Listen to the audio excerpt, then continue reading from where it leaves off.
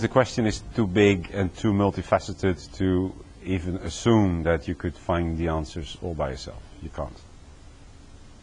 I think the first one is water. I think it's going to be our most valuable resource, and it's limited. I think number two is that most of the food that we need is being grown in the wrong places and not given to the right people.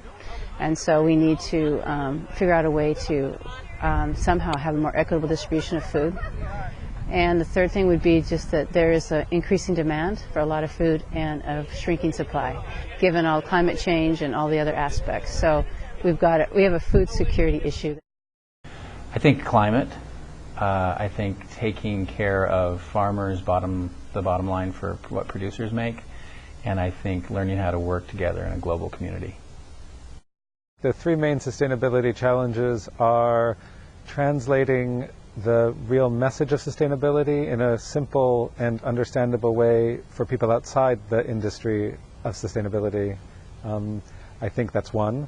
I think two is aligning values among such different stakeholders in the food system, whether it's the consumers or the chefs or the large multinational manufacturers or even the NGOs, that part of that process of simplifying the message is going to be aligning the values of the stakeholders in that message.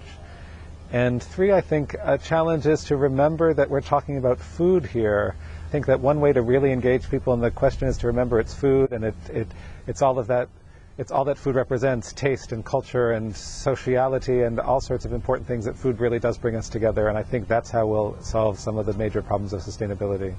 You have to begin with the issue of global climate change, which leads for us directly into food insecurity and how people living in under the most vulnerable conditions in the world are going to be able to feed themselves under increasingly challenging climate conditions.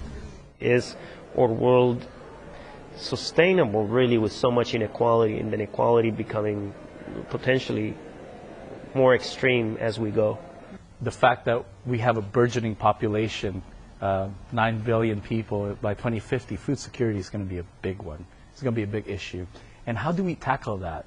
The whole subject just seems too big to tackle. Where do we start? How do we prioritize? That would be the second issue.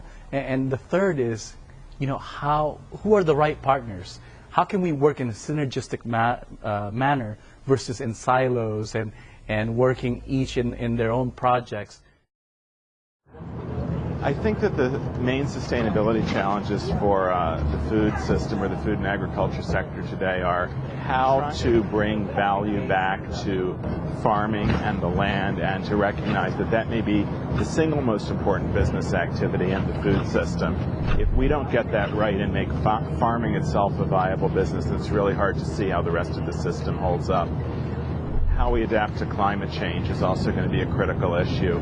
So much of our culture and the modern food industry is based on the notion that the harvest will almost always come in and it will almost always be good. And with the increasing weirdness of weather, or the increasing frequency of severe weather or drought, we now know that crop failures, either in quality or quantity, are going to be more common.